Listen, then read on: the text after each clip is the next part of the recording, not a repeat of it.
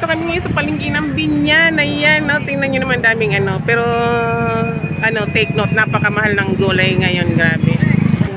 Mahirap mamili pag aktual na talaga ng yung handaan. Mahirap kasi talagang hindi ka makatawad.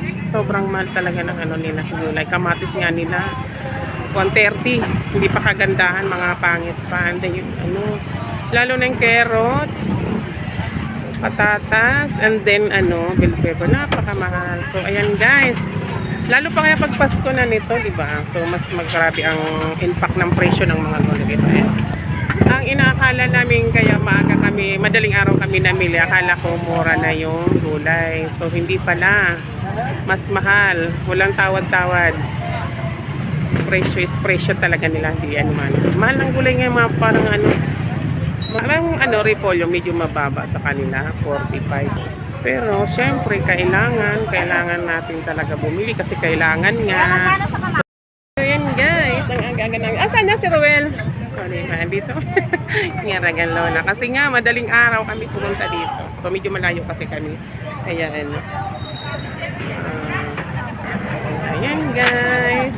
Punta naman tayo sa karmihan at isdaan. Doon naman tayo bumili ng mga lulutuin natin and then panghalo. Doon na rin ako sa loob ng palengke mamimili ng panghalo para wala na mga tax na mapapunch pa sa resibo, diba? Kasi pag supermarket, so mayroon pa rin VAT na yung ating binibili kahit mga papiso-peso na yan, di malaking bagay yan. So doon lang tayo sa loob ng palengke mamimili kasi mas mura, marami tayong kakilala doon, baka makatawad ko. So ayan guys, tara, punta na tayo. Magkano kilo ng manok? Di ba 200 na lang? Kung sa'yo silang 230 daw. Hoy, 230. Nakiwa naman yan. 5 kilo. Pa yung mga yung mga buo? 230 talaga yung buo? Hanggang 230. Oh, sige. Tatlo? Tatlong buo. Oo. Tatlo ba? Tatlong buo. Yung malalaki ha? Malalaki? Okay. So, nakatawad. Ito yan. Ayan. Ito na Ayan. Okay na yan. Magkano? 1191. 1-1?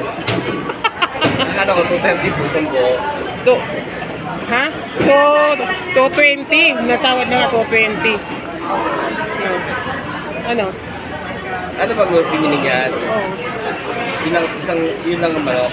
Oh, ito sa halo. Doon na rin tayo makuha ng panghalo sa sa pangit. 591. Ha? Ay, O, dalawa daw lang. Oo. Yan, 810. 810. 810, dalawa. Ano gagawin? Pang pininihante. Sakto lang ang laki, te. Dalawa lang. Nag-minus tayo isa kasi mahal. Hindi kaya ng budget. Okay na yan. Nagano sa hipon, te? So, ayan. Dito na tayo sa kabila dumaan. Kasi doon sa kabila ang daming tao. Hirap dumaan. Dito tayo sa kabilang iskinit. Total amount, how much? Hindi biro talagang pag-ano ngayon.